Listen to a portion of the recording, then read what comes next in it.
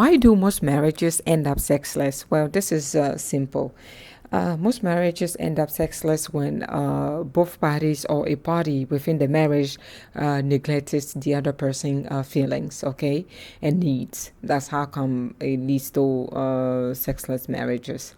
And there's a lot of sexless marriages out there than you think, but the actual reason why most marriages end up sexless, it could be because of laziness on the part of one of the party in the marriage. It could be, let's say one of the partners are not caring about what the other person cares about. Okay, neglecting their complaint, because the marriage didn't just become sexless out of nowhere. The underlying reasoning, okay, it could be maybe the husband is cheating a lot, and the wives want to preserve herself and her sanity and her morale. So therefore she thinks that, well, if this is the case, if he is cheating on me, then he doesn't need me to serve him, so I'm going to withhold sex from him. Okay, it could be the woman also cheating on the man. Okay, it goes both ways. The woman could also be cheating, and the husband decides not to be involved with her sexually because one, he doesn't want to contract any incurable diseases. So therefore there are multitude of reasons, but one of the number one reason why most marriages become sexless is not even due to cheating. It's due to neglect. Okay, because cheating is an aspect, is emotional. It's emotion. When someone cheats, the emotional damage is what we view a lot. I mean, it's what we should consider, whereby domestic counseling, why not? Okay, the person might decide to forgive and forget. But I'm talking about the neglect. When someone is neglectful of their partner's feelings, is a bigger problem than even cheating in my eyes, because it's a constant nagging and constant reminder that this person doesn't even care about my feelings, or things that I consider, things that I respect, things that I want him to change.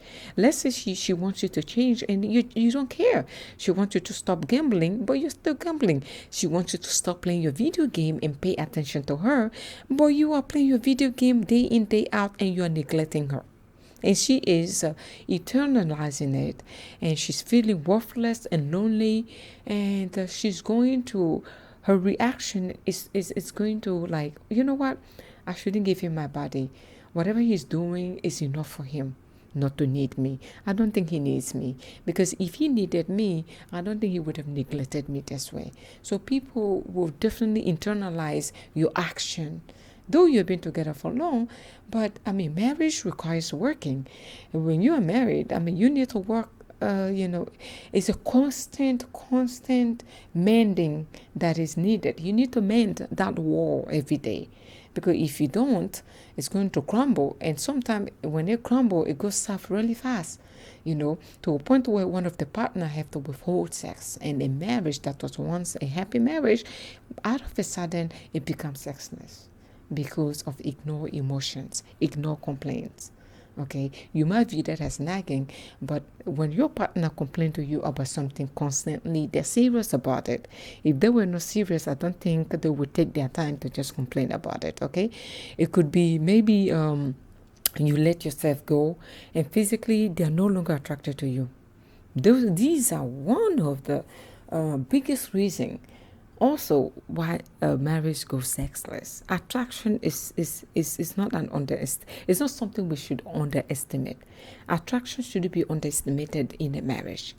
You need to keep some level of attraction within your marriage, some level of seduction, some level of your partner. You need to be able to attract them. Do not be settled just because you get married. Just because you get married, it doesn't mean you should gain so much weight. Just because you get married, it doesn't mean you should lose so much weight too. Because gaining and losing so much weight can also be a problem. It's not always about weight gain. Okay, it's also about weight loss. When they met you, they liked you just the way you were, but you decided to let yourself go. It's either you lost too much weight or you gained too much weight, and they're no longer attracted to whom you have become. So therefore, you cannot hold that against them for not wanting you. because you are just completely different. I know with marriages, they say for better or for worse, but you are intentionally doing this. You are intentionally neglecting yourself to become this way. Okay, you will say, well, he should accept me just the way I am, or she should accept you just the way you are. No, she shouldn't accept you just the way you are, because she liked you just the way you are when she met you. You need to keep that level of attraction. The thing that she liked or he liked when he met you, the person, not the thing, the person that he liked when you guys met, you need to maintain that no matter how many years you've been together. Yes, there may be old age. Old age will sink in, but you can still be attractive even in your old age. You can maintain some level of attraction and seduction just to keep your man going or your woman going. It is something that requires work. You cannot let yourself go just because you get married. Okay, especially women. My focus is on the women, honestly speaking, because women do age faster than men. Okay, because of childbearing, and we carry a lot of fat around us more than the men do, based on our diet as well. Just on our chemical makeup, we have tendencies to age faster than men. Sorry. Okay, so like I said, because we do age faster than men, we really have to take care of ourselves. Like taking care of ourselves, eating healthy, being fit is something that is very important. I don't think women should underestimate that, okay? Because most men, you see them, most of them look younger than their age, okay, than we do, okay? So therefore, you have to keep some level of attraction, okay? You need to do that. So when a marriage goes sexless, the reasons could be, one of the partners really hurt their partner really bad, never learned to apologize to them. He did something to her or she did something to him, and because of her arrogance, she didn't want to say sorry. And this partner has internalized it and held himself from her. He doesn't want to even deal with her, even sexually. So I think it's all about communication. Bad communication can lead to sexless marriage. Bad communication can definitely lead to that. Okay, when people within the marriage do not know how to communicate with each other, it will definitely lead to sexless marriage, and really quick, because then you will hold grudges against each other. And grudges is a big thing. It's a killer of love. Once you hold grudges against your partner and you keep that grudges with you, you internalize it and you walk around with those grudges. When you look at them, you're like, well, how can I give my body to this person? Look at what he did to me. He did this to me, or she did this to me. I don't like her anymore because she did this.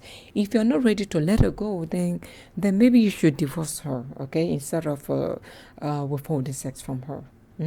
Divorce her, let her go, set her free. Okay, so because grudges can definitely lead to the downfall of marriage. And grudges are something we also underestimate within the marriage, because we say, well, I am his wife, he should forgive me. But guess what? This man is serious. Whatever it is that you did to him, you need to get to the bottom, because for that reason, he's not letting his mutombo go. He's not letting his mutombo out at night, okay, to play in your garden. He's like, no, you don't deserve me, lady. I'm going to give it to the next lady. You'll be serving all the women outside except for you, because he's holding grudges against you. Is it right to do that? I'm not here to judge his action. I'm just saying that why marriages go sexless and how can you fix it, okay? The how can you fix a marriage that goes sexless is to, communicate with each other. Communicate with each other, understand each other, be patient with each other. Because a marriage without patience is not a marriage. Marriage is not a sprint.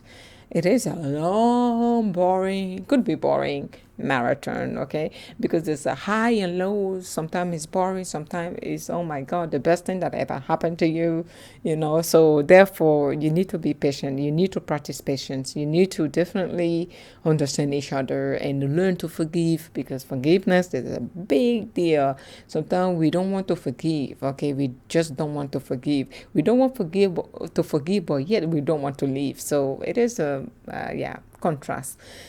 So it goes sexless because people get bored with each other. And boredom can definitely cause that. So once you are noticing a routine in your marriage, like where everything is too routine, try to change it.